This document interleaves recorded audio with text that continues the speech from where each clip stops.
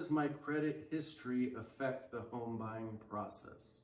Obviously, credit history is a huge impact on what your credit score is. So if you've got late payments or charge-offs or collections on your history and your credit report, that's going to obviously hurt your score, and that's going to make it tougher for you to buy a home if you need to get a mortgage to buy that home.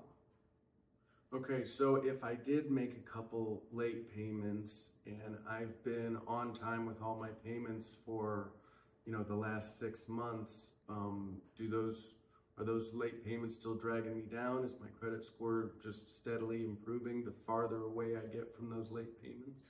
Yeah, credit is very much a what have you done for me lately kind of a thing.